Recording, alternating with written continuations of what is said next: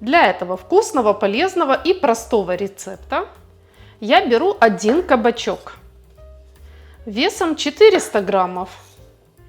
Кабачок натираю на крупной терке или на терке для овощей по-корейски. К измельченному овощу добавляю 100 граммов овсяных хлопьев. Это 1 чашка на 250 миллилитров. И сразу же перемешиваю эти ингредиенты, чтобы овсянка сразу напиталась соком кабачков. Затем я беру 1 крупную луковицу. Лук нарезаю мелко.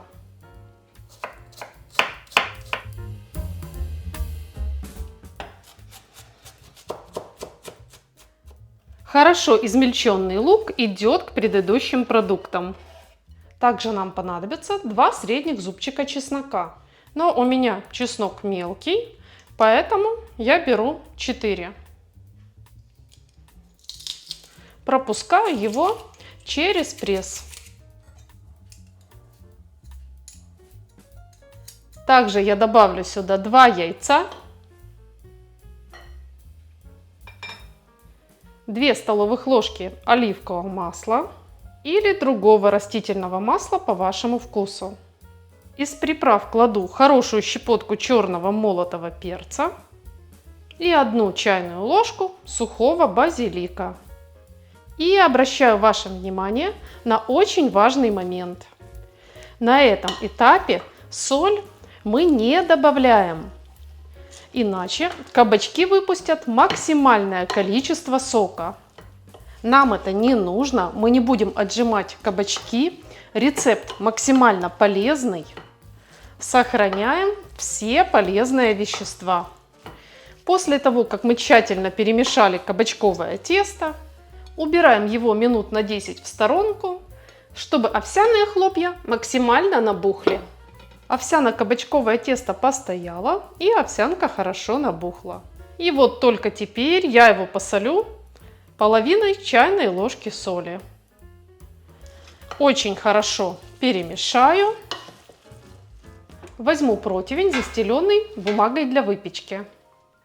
Для надежности бумагу для выпечки смажу растительным маслом.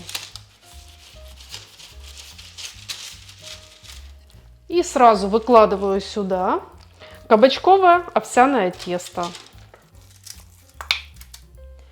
И хочу вам сказать, что аромат у него потрясающе аппетитный.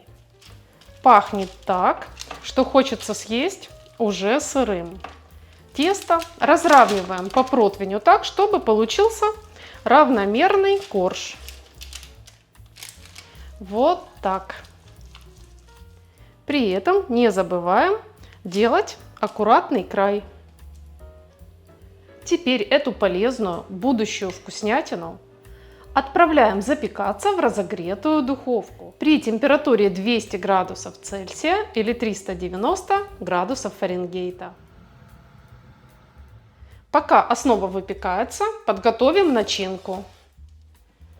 Для начинки я беру 1 сладкий болгарский перец. Ароматный перец нарезаю такими очень тонкими полукольцами.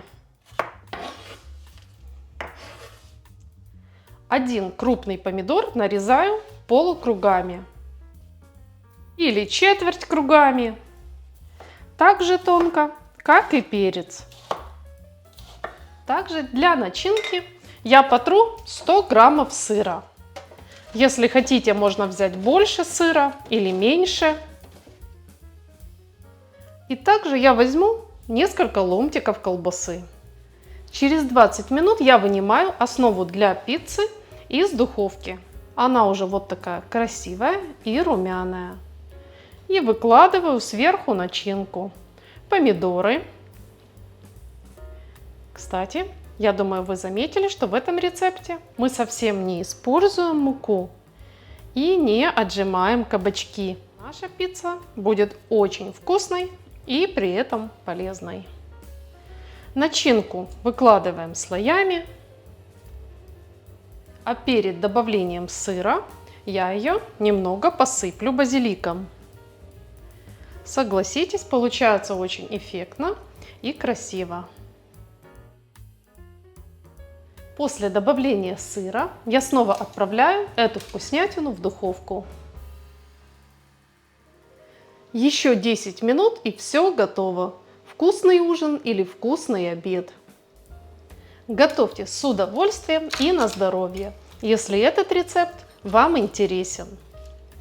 Не забудьте подписаться на канал и нажать колокольчик, чтобы сразу видеть и другие интересные рецепты. Ставьте лайк под видео и пишите ваше мнение в комментариях.